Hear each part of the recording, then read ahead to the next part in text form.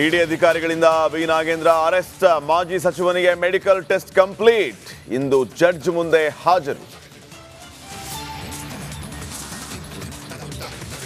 ನಾಗೇಂದ್ರ ಬಳಿಕ ದದ್ದಲ್ಗೂ ಬಂಧನ ಭೀತಿ. ಸೋಮವಾರ ಮತ್ತೆ ವಿಚಾರಣೆಗೆ ಬರಲು ಎಸ್ಐಟಿ ಸೂಚನೆ.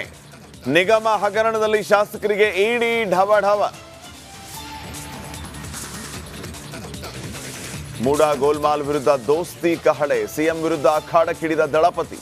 ಇಂದು ದಾಖಲೆ ಬಿಡುಗಡೆ ಮಾಡ್ತಾರಾ ಕುಮಾರಸ್ವಾಮಿ? ಅರಸು ಟರ್ಮಿನಲ್ ಬಹುಕೋಟಿ ಹಗರಣ. ಅಭಿವೃದ್ಧಿ ನೆಪದಲ್ಲಿ 47 ಕೋಟಿ ಗೋಲ್ಮಾಲ್ ಆರೋಪ.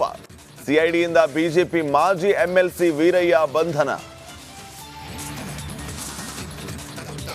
ಪರಪ್ಪನ ಅಗ್ರಹಾರದಲ್ಲಿ ದರ್ಶನ್ ಕಂಗಾಲು. ತುಮಕೂರು ಜೈಲಿಗೆ ಶಿಫ್ಟ್ ಆಗುತ್ತಾ D gang. Shastri cinema release ಮಾಡಿ ಫ್ಯಾನ್ಸ್ ಜೈಕಾರ.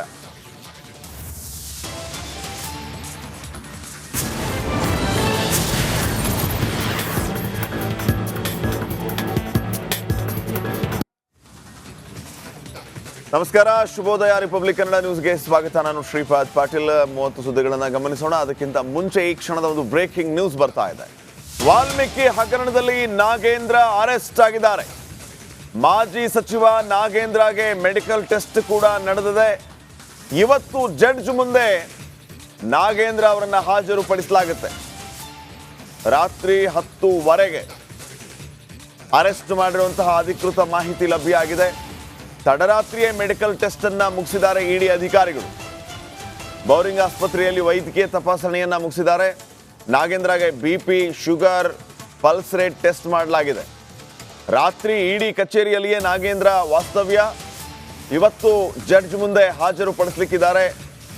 ಈ ಎಲ್ಲ ವಿಚಾರಗಳಿಗೆ ಸಂಬಂಧಪಟ್ಟಂತೆ ಈಗಾಗಲೇ ಸಿದ್ಧತೆಯನ್ನ ಕೂಡ ಮಾಡಿಕೊಳ್ಳಲಾಗಿದೆ. ಇಡೀ ದಿನ ಇಡಿ ಕಚೇರಿಯಲ್ಲಿಯೇ ಇದ್ದಂತಹ ನಾಗೇಂದ್ರ ವಿಚಾರಣೆಯನ್ನ ಎದುರಿಸಿದ್ದಾರೆ ಅನ್ನೋಂಥ ವಿಚಾರ ಗೊತ್ತಾಗ್ತಾ ಇದೆ ಒಂದು ಕಡೆ. ಮತ್ತೊಂದು ಕಡೆ 10:00ವರೆಗೆ ಸರಿಯಾಗಿ ಅರೆಸ್ಟ್ ಮಾಡಿದ ನಂತರ ತಡರಾತ್ರಿ ಬೌರಿಂಗ್ ಆಸ್ಪತ್ರೆಯಲ್ಲಿ ಮೆಡಿಕಲ್ ಚೆಕಪ್ ಅನ್ನ ಕೂಡ ಮಾಡಿದ್ದಾರೆ.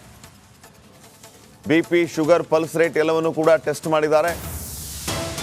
ಈಗ ಮುಂದುವರೆದ ಭಾಗವಾಗಿ ನಾಗೇಂದ್ರ ಬಂಧನದ ಬೆನ್ನಲ್ಲೇ ದದ್ದಲ್ಗೂ ಕೂಡ ಇಡಿಯ ಆತಂಕ ಶುರುವಾಗಿದೆ. ವಾಲ್ಮೀಕಿ ನಿಗಮ ಹಗರಣದಲ್ಲಿ ಬಂಧನದ ಭೀತಿ ಅವರು ಎದುರಿಸ್ತಾ ಇದ್ದಾರೆ. ಶಾಸಕ ದದ್ದಲ್ಗೆ ಎಸ್ಐಟಿ ನೋಟಿಸ್ ಕೊಟ್ಟು ವಿಚಾರಣೆಗೆ ಕರೆದಿತ್ತು. ನಿನ್ನೆ 8 ಗಂಟೆಗಳ ಕಾಲ ವಿಚಾರಣೆಯನ್ನು ಮುಗಿಸಿತ್ತು. ಮತ್ತೆ ಸೋಮವಾರ ಬರಬೇಕು ಅಂತ ಎಸ್ಐಟಿ ಸೂಚನೆ ಕೊಟ್ಟಿದೆ. ಈ ಕಡೆ ಎಸ್ಐಟಿ ವಿಚಾರಣೆಯನ್ನು ನಡೆಸ್ತಾ ಇದೆ, ಮತ್ತೊಂದು ಕಡೆ ಇಡಿಯ ಭಯ ದದ್ದಲನ್ನ ಕಾಡ್ತಾ ಇದೆ.